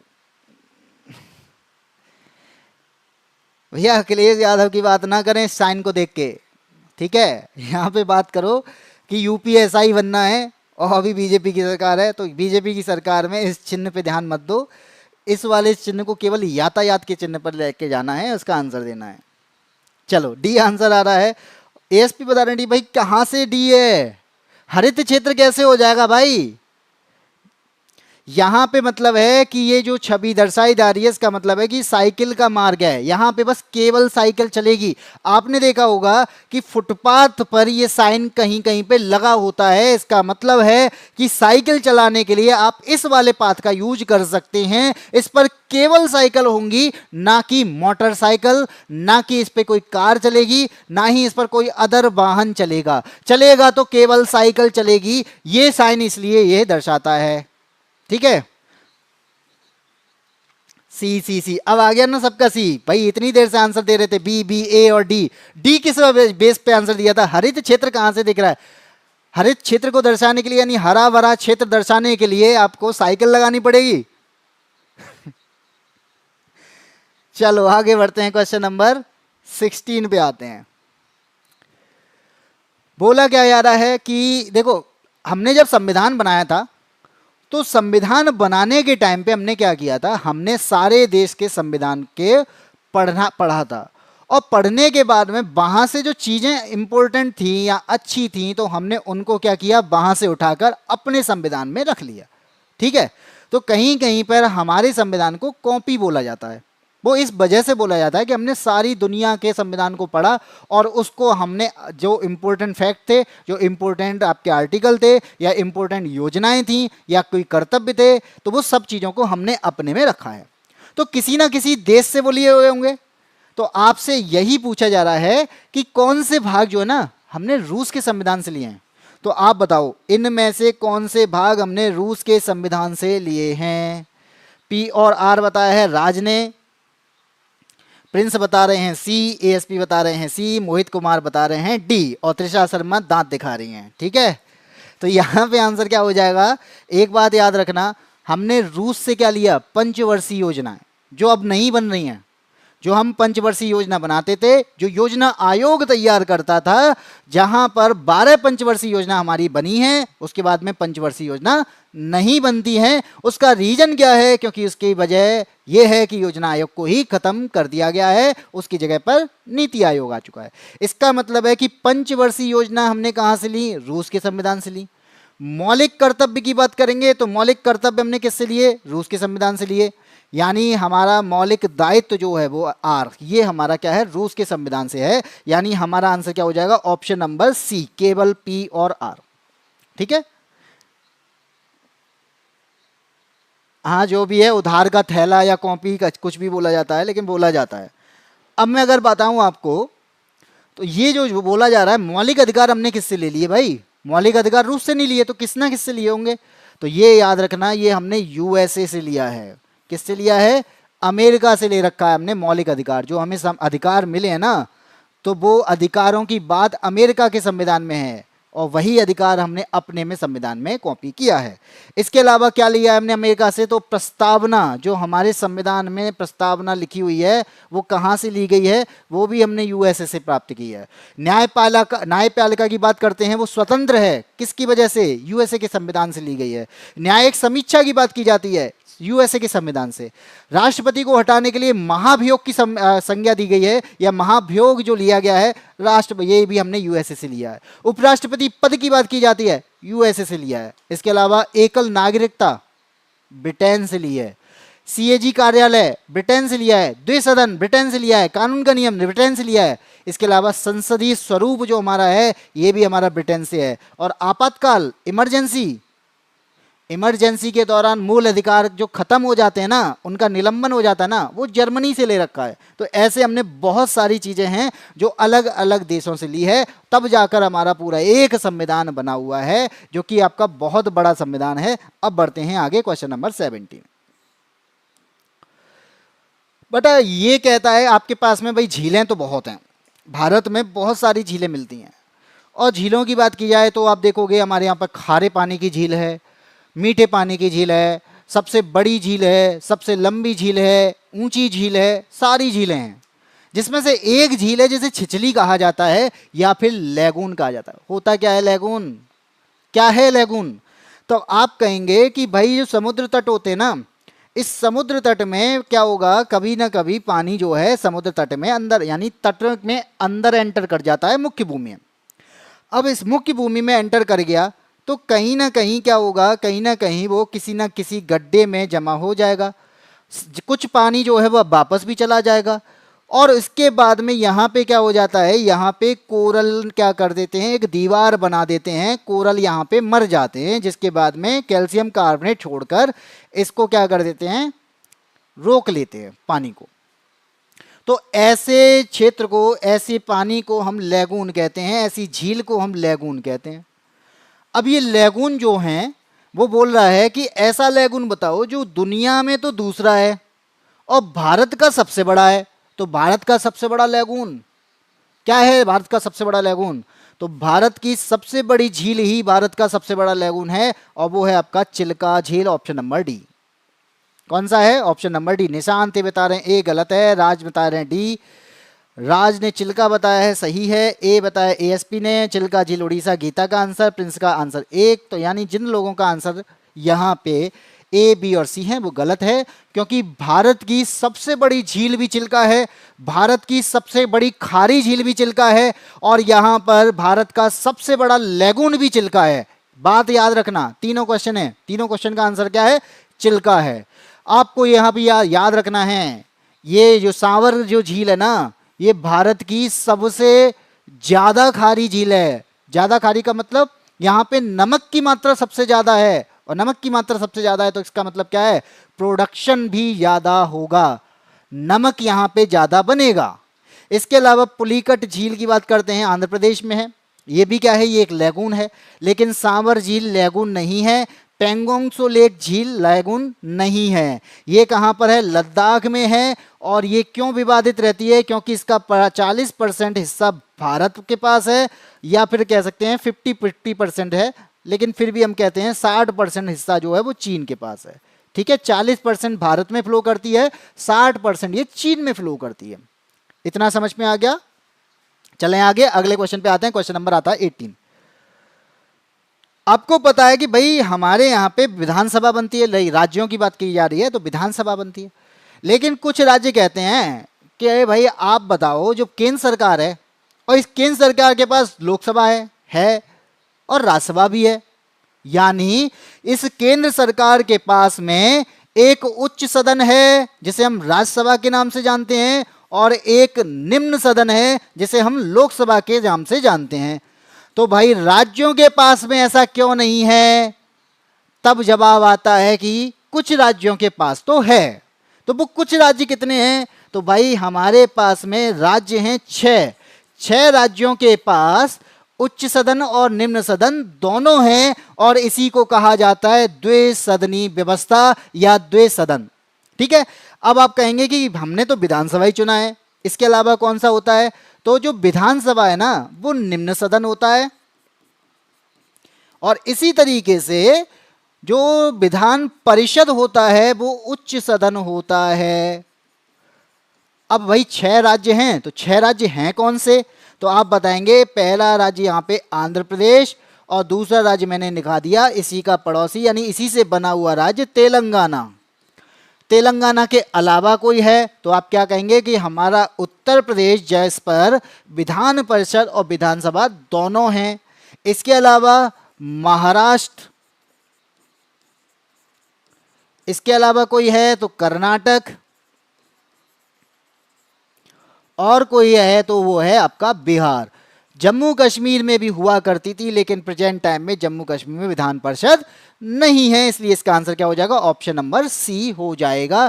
द्विसदनी व्यवस्था बिहार में है, बाकी 6 राज्य इसमें नहीं दिए गए हैं। तमिलनाडु, राजस्थान और केरल में द्विसदन नहीं है। ठीक है, तो क्वेश्चन नंबर 18 का आंसर किसने दिया है, राज ने दिया है आंसर। और इसके अलावा एएसपी सर, आपके एक एक टॉपिक बहुत अच्छे हैं भाई, थैंक यू। अगर आपको पसंद आ रहे हैं टॉपिक और अब मैं पढ़ा रहा हूं तो भाई शेयर, इसी से बोलता हूं कि अगर टॉपिक आपको अच्छे लग रहे हैं तो हो सकता है कि आपके साथी को भी अच्छे लगें, तो भाई शेयर कर दो इसी बात पर। चलो, सी आंसर है त्रिशा का। गीता ने बिहार और एसपी ने बताया गलत हो गया। एसपी कोई बात नहीं, गलत हो गया तो आपको सही पता चल गया, यही तो इम्प्रूवमेंट है। यहाँ पे गलती का मतलब है यहाँ पे सुधार हो सकता है, लेकिन एग्जाम में गलती का मतलब है कि उसे सुधारा उस टाइम पे नहीं जा सकता, लेकिन अगले एग्जाम में जरूर सुधारा जा सकता है।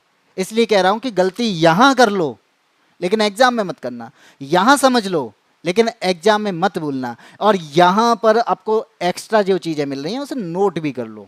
ठीक है, चलो आगे बढ़ते हैं। क्वेश्चन नंबर 19 बोला जा रहा है एक माउंटेन होता है ब्लू माउंटेन। अब ब्लू माउंटेन है तो ब्लू माउंटेन का मतलब है कि हमें ये नीला दिखाई देता होगा, कहीं ना कहीं से दूर से देखने पर नीला दिख रहा होगा, तभी कह रहे हैं इसे ब्लू माउंटेन। और ये ब्लू माउंटेन अगर है तो इन चारों में से कहीं ना कहीं उसका कुछ नाम होगा। नाम है तो हम ब्लू माउंटेन तो कह रहे हैं, लेकिन उसका अपना खुद का भी नाम होगा कोई ना कोई। तो इनमें से कौन सा है, बताइए जल्दी से। भाई जल्दी की बात नहीं है, आंसर थोड़ा सा सोच के समझ के लिए दिया करो। आपके पास में इतना टाइम होता है, जब मैं क्वेश्चन को यहां पे आपके सामने रखता हूं उसके बाद ना मैं आपको चीजें, उससे रिलेटेड चीजें समझा रहा होता हूं। और समझाने का मतलब है कि आपके पास उतना टाइम है, जब तक मैं समझा रहा हूं तब तक में आप उनके आंसर दे सकते हो। ठीक है, तो आपके पास टाइम होता है भाई। 19 का सी दिया है एएसपी ने और प्रिंस ने भी दिया है सी। टाइम हो गया है, कोई बात नहीं है बेटा, थोड़ा सा टाइम है, 2-4 मिनट की बात है, क्योंकि अब 2-4 क्वेश्चन ही रह गए हैं। भारतीय पर्वत को ब्लू माउंटेन कहा जाता है, तो याद रखिएगा यहां पे आपका आंसर हो जाएगा फोंगपुई। फोंगपुई नाम का एक पर्वत है, और ये पर्वत कहां पर है, मिजोरम में है। कहां पर है, मिजोरम में। और मिजोरम में है इसी वजह से इसे कहा जाता है, ब्लू माउंटेन के नाम से जाना जाता है, क्योंकि ये नीला दिखाई देता है और 2157 मीटर ऊंचा है। लेकिन आप कहेंगे कि सर हमने तो एक नीलगिरी सुना है, तो भाई हाँ, नीलगिरी को भी ब्लू माउंटेन कहा जाता है, लेकिन नीलगिरी ऑप्शन में नहीं है। और जब ऑप्शन में नहीं है तो कैसे दे दें आंसर।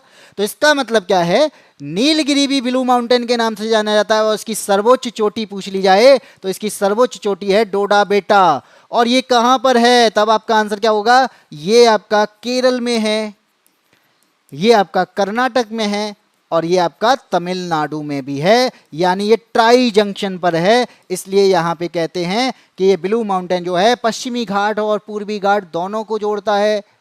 बात समझ में आई, आया नहीं? अब बताओ किसको समझ में नहीं आया।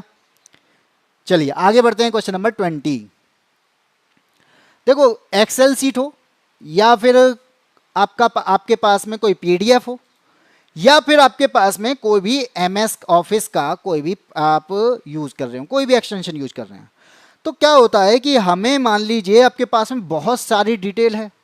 अब डिटेल है तो कई चीज़ें को ढूंढना है, कैसे ढूंढें। कभी कभी मान लीजिए आप क्वालिफाई हो जाते हैं, क्वालिफाई होने के बाद पीडीएफ डाउनलोड करते हैं, तो पीडीएफ डाउनलोड करने के बाद मैं अपना नाम कैसे ढूंढूं, तब हम वहां पे यूज करते हैं एक शॉर्टकट की का। और वो शॉर्टकट की पूछी जा रही है इनमें से कौन सी है, तो भाई आप यहां पे Ctrl+F दबा देंगे। यहां पर इसका मतलब होता है फाइंड, यानी कोई भी चीज आप ढूंढना चाहते हैं आप टाइप करिए, उससे रिलेट करके चीजें आपको वो दिखा देगा और आप उसे तुरंत ढूंढ लेंगे। ठीक है, तो Ctrl+F जो कि फाइंड से रिलेटेड है, कोई भी चीज आप किसी भी डॉक्यूमेंट में ढूंढेंगे तो आपको वो चीज आपको क्या करना पड़ेगा, टाइप करना पड़ेगा, जिसके बाद वो चीज आपको आसानी से मिल जाएगी, आपको टाइम नहीं लगेगा। ठीक है, इसके अलावा भाई Ctrl+C, आप देखते हैं कोई भी टेक्स्ट है या कोई भी इमेज है उसको कॉपी करना है, कर लो, कहीं ना कहीं उसे पेस्ट भी तो करोगे, तो ये होगा आपका पेस्ट। तो आपका आंसर क्या हो जाएगा, ऑप्शन नंबर ए। ठीक, चलते हैं अगले क्वेश्चन पे, क्वेश्चन नंबर 21। आपको पता है भाई अत्याचार तो बहुत होते हैं हमारे यहाँ पे, और जब अत्याचार होते हैं यानी हमारे यहाँ का मतलब है कि पूरी दुनिया में, तो अत्याचार के खिलाफ अभियान भी चलते हैं। और अगर अभियान चल रहे हैं तो क्या करना पड़ेगा, किसी को सम्मानित करना पड़ेगा, और सम्मानित करेंगे तो कहीं ना कहीं शांति पुरस्कार देना पड़ेगा। तो नोबेल का शांति पुरस्कार, यही बात की जा रही है, किस संस्था को अत्याचार के खिलाफ अभियान के लिए 1977 के नोबेल शांति पुरस्कार से सम्मानित किया गया था, बताइए।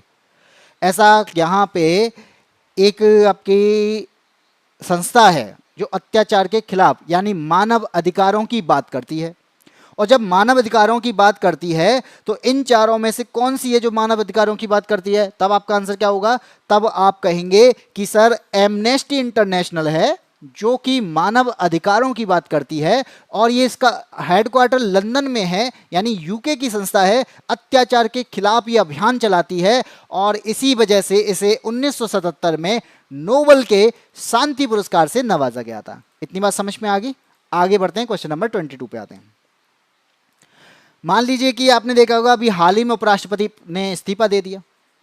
अब ऐसा हो जाए, या फिर कह सकते हैं कि राष्ट्रपति भी यहां पे इस्तीफा दे दे। अब मान लीजिए ना तो राष्ट्रपति हमारे पास में मौजूद हैं, ना ही उपराष्ट्रपति हमारे पास में मौजूद हैं, तो ऐसी स्थिति में उनका कार्यभार किसे दिया जाएगा, सोचने वाली बात है। अब क्या करें, ना तो राष्ट्रपति, क्योंकि चुनाव कराना पड़ेगा, चुनाव में लग जाता है टाइम, तब तक राष्ट्रपति का कार्यभार कौन संभालेगा। तो ये क्वेश्चन है आपका यही, यदि राष्ट्रपति और उपराष्ट्रपति दोनों का पद खाली हो जाए तो ऐसे में राष्ट्रपति के दायित्वों का निर्वहन कौन करेगा।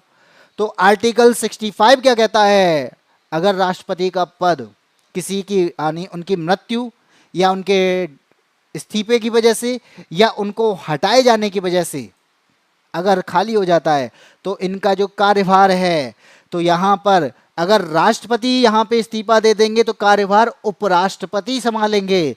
लेकिन अगर राष्ट्रपति और उपराष्ट्रपति दोनों ही नहीं है, उस स्थिति में सुप्रीम कोर्ट के चीफ जस्टिस यानी मुख्य न्यायाधीश, भारत के मुख्य न्यायाधीश उस पद को संभालेंगे। अब आपके पास में आंसर होगा सर मुख्य न्यायाधीश नहीं है तब, तो आपके जो सुप्रीम कोर्ट में वरिष्ठतम न्यायाधीश, सीनियर जो जज हैं, वो उस पद का कार्यभार संभालेंगे। इतनी बात समझ में आ गई, बताइए। यहां तक समझ में आ गया कि राष्ट्रपति का पद और आपका उपराष्ट्रपति का पद दोनों खाली होने की स्थिति में सुप्रीम कोर्ट का जो सीजेआई होता है या मुख्य न्यायाधीश होता है, वो उस पद का कार्यभार संभालता है। चलिए आगे बढ़ते हैं, क्वेश्चन नंबर 23। अब आप जानते हैं कि हमारे यहाँ पे क्या है कंट्रोलर ऑडिटर है, जो क्या करता है, खर्चे की देखरेख, सारी जो खर्चे हो रहे हैं इन सब चीज़ों की देखरेख करता है। और जब देखरेख करेगा तो यहाँ पे क्या करेगा, एक ऑडिट देगा, यानी अपनी रिपोर्ट भी देगा। तो ऐसा ही हमारे पास में एक निकाय है जिसको हम नियंत्रक और महालेखा परीक्षा के नाम से जानते हैं, यानी हम क्या जानते हैं उसे CAG के नाम से जानते हैं। तो आपने सुना भी होगा कैग की रिपोर्ट आ गई, कैग की रिपोर्ट आ गई। इसका मतलब क्या है, यानी भारत के पास में एक CAG होगा, आर्टिकल नंबर 148 कहता है, और आर्टिकल नंबर 148 कहता है कि इसकी जो नियुक्ति है, यानी 88 ने तो कर दिया होगा, लेकिन नियुक्ति कौन देगा, तो नियुक्ति इन्हें कौन देगा, नियुक्ति देंगे राष्ट्रपति, यानी भारत के राष्ट्रपति के द्वारा इन्हें नियुक्त भी किया जाएगा। अब नियुक्त कर दिया तो फिर क्या होगा, तो ये अपनी रिपोर्ट पेश करेंगे। और ये कैसा निकाय है, तो आर्टिकल के अकॉर्डिंग बन रहा है। अगर आर्टिकल के अकॉर्डिंग बन रहा है तो इसका मतलब ये संवैधानिक निकाय है। ठीक है, कैसा है, संवैधानिक निकाय है, कॉन्स्टिट्यूशन वाला है, क्योंकि ये आर्टिकल से बना है, कानून के तहत बना है। अब इसी तरह हमारे भारत के CAG का नाम पूछ लिया जाए तो प्रेजेंट टाइम में भारत के CAG कौन है, कंट्रोलर ऑडिटर जनरल कौन है, तो आप कहेंगे गिरीश चंद्र मुर्मू है, कहेंगे कि नहीं, लेकिन ये हो जाएगा गलत, क्योंकि गिरीश चंद्र मुर्मू के बाद में अब नवंबर 2024 से संजय मूर्ति हैं। तो CAG कौन है प्रेजेंट टाइम में, संजय मूर्ति। ये बात याद रखना, इंपॉर्टेंट क्वेश्चन बनता है।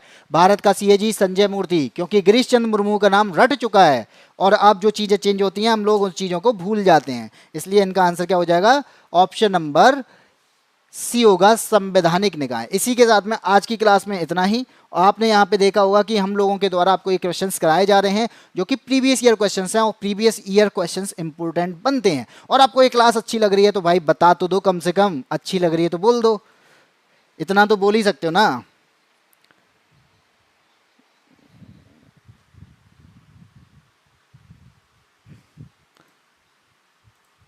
चलिए, क्लास अगर आपको पसंद आ रही है तो भाई लाइक जरूर करिएगा। जितने भी साथी हैं, संजय मूर्ति बहुत बढ़िया, मस्त क्लास है, तो थैंक यू भाई। इसी के साथ में आज की क्लास में इतना ही। फिर आपको पता चल जाता है कि रीजनिंग की क्लास भी चलती है सुबह 7 बजे, 12:30 बजे मेरी क्लास चलती है जिसमें आप रोजाना जुड़ सकते हैं, और शाम को 8 बजे आप मैथ्स की क्लास में जुड़ सकते हैं जो कि आपकी यूपीएसआई के लिए इंपॉर्टेंट बनती है। और आप फिर 9 बजे हिंदी की क्लास भी देख सकते हैं, और हिंदी भी आपकी इंपॉर्टेंट बनती है। चारों ही सब्जेक्ट आपके लिए इंपॉर्टेंट है, तो चारों सब्जेक्ट आपको बहुत अच्छे से पढ़ाने के लिए हम बिल्कुल तत्पर हैं। हम आपको रोजाना क्लास दे रहे हैं। और इसी के साथ में भाई अगर आपके माइंड में ये है कि अगर हम पढ़ा अच्छा रहे हैं तो भाई आपको यहाँ पर कंसेप्ट के साथ में पढ़ना है। आपको अगर थ्योरी को पढ़ना है, आपको जानना है कि कैसी स्ट्रेटजी अपनाई जाए, आपको गाइडेंस भी चाहिए, आपको सजेशन भी चाहिए, तो इन चीज़ों के लिए आपको क्या करना पड़ेगा, हमारा बैच लेना पड़ेगा। क्योंकि ये बैच आपका मात्र 599 में है। और इस बैच को लेने के लिए आपको कहां जाना पड़ेगा, आपको जाना पड़ेगा हमारे एप्लीकेशन पर, जो मिलेगी आपको प्ले स्टोर पर, बाई एससी ऐप। और बाई एससी ऐप को डाउनलोड करेंगे, रजिस्टर करेंगे, रजिस्ट्रेशन के बाद में लॉगिन का ऑप्शन होगा, और लॉगिन करने के बाद हमारा पेज आपको दिख जाएगा जहां पर आपको चाणक्य बैच और उसके अलावा अदर कोर्सेज भी आप पेड कोर्सेज में जाकर देख सकते हैं, खरीद सकते हैं। इसके अलावा भाई और बैचेस चाहिए तो आपका एक मैं पढ़ा रहा हूं साइंस का बैच भी, तो साइंस स्पेशल बैच भी आप मेरे द्वारा पढ़ सकते हैं। इसको अगर आप खरीदना चाहें खरीद सकते हैं, ठीक है। तो आप जितने साथी हैं, अगर आपको क्लास अच्छी लग रही है, क्या मैं आपको जानता हूं बिल्कुल, अच्छा मुझे नहीं जानते तो कोई बात नहीं है। चलिए, थैंक यू। अगर आपको अच्छी लगी है तो भाई कल फिर मिलते हैं इसी टाइम पे 12:30 बजे नेक्स्ट क्लास में। तब तक के लिए जय हिंद, जय भारत।